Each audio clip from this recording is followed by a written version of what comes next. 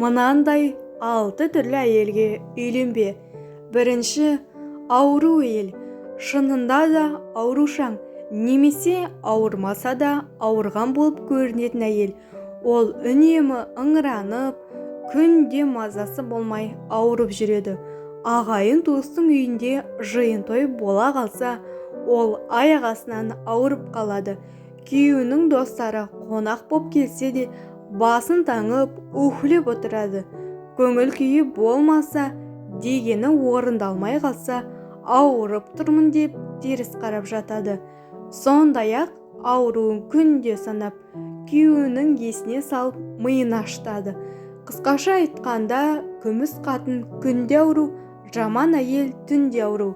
Екінші, міндетшіл әйел. Әр ісін міндетсініп отыратын әйел. Оның тамақ істегені де, ерте тұрғаны да, тіпті 2 қабат болғаны да міндет. Тамақ істесе, оны өзі де жейді. Баланы тек күйеуі үшін тумайды. Ол өзіне де керек. Үйін тазаласа, сол шаңырақта өзі де тұрады. Бірақ ол бұны ұқпайды. Барлық әйелдің үндемей-ақ зыр жүгіріп істеп жүрген жұмыстарын сен үшін ананы істедім, мынаны істедім, сенің анаңның киімін жудым, сенің балаңды көтеріп жүрмін деп күйеуіне күнде де, түнде де айтып міндет қылудан шаршамайды.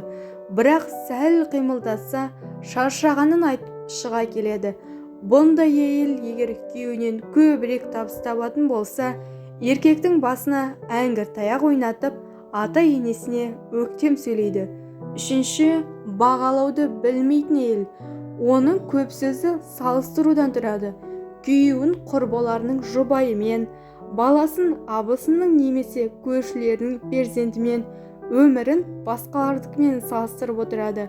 Пәленшеге тұрмысқа шыққанымда, қазір өмірім басқаша болар еді. Егер сенің досыңның әйелі болсам, ол сұранған жағыма жіберер еді. Оның әйелі не еткен бақытты деген секілді күйеуін ашуландыратын, көңіл күйді түсіретін сөздері өмірінің соңына дейін таусылмайды. Бұндай әйелдің көңілін табу өте қиын. Қанша жерден жақсы болуға тырыссаңыз да, көп табыс тапсаңыз да, еңбегіңізді бағаламайды.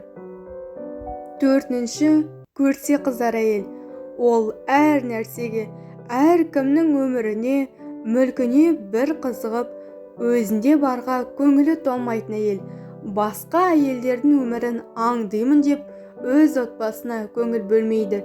Ең жаманы, тез қызығып, тез жалығады.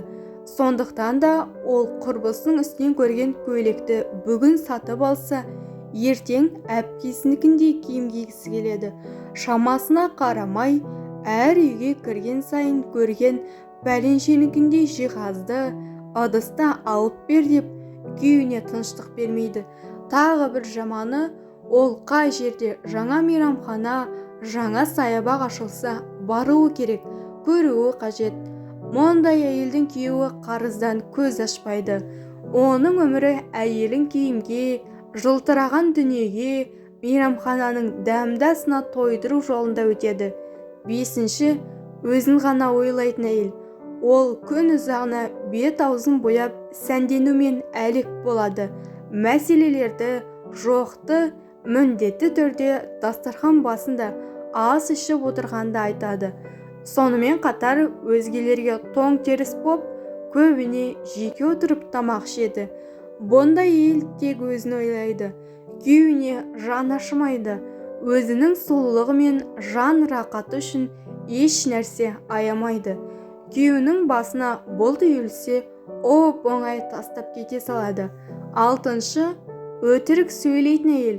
Оны бірден тануға болады.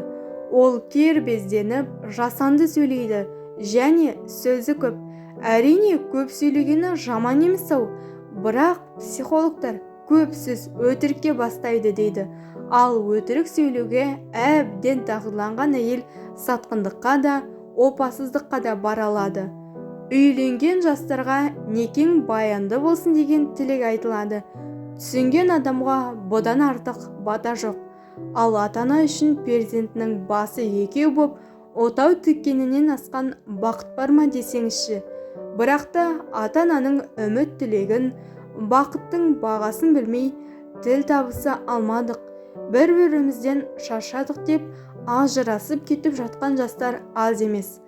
Осы орайда барлық ұлтта жақсылық пен жамандықтың да, соғыс пен татулықтың да ұйытқысы әйел екені айтылады.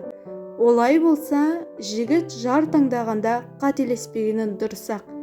Әрине қыздың жаманы жоқ, бірақ әйел болғанда өзгеріп, еркекті шаршатып, жүнжітіп жіберетіндері болады екен. Бұл 6 түрлі әйел некеде бақытты болмайды деген сөз емес. Тек еркектің өмірін тозаққа айналдырып жібереді. Оның жүйкеңізді жұқартатын мінезіне көніп қартаясыз. Ал шыдай алмасаңыз, ажырасып кетесіз. Ең жаманы, бұл екі жолда берекелі емес. Бірақ бұндай 6 түрлі әйелді қыз күнінде тану қиын емес.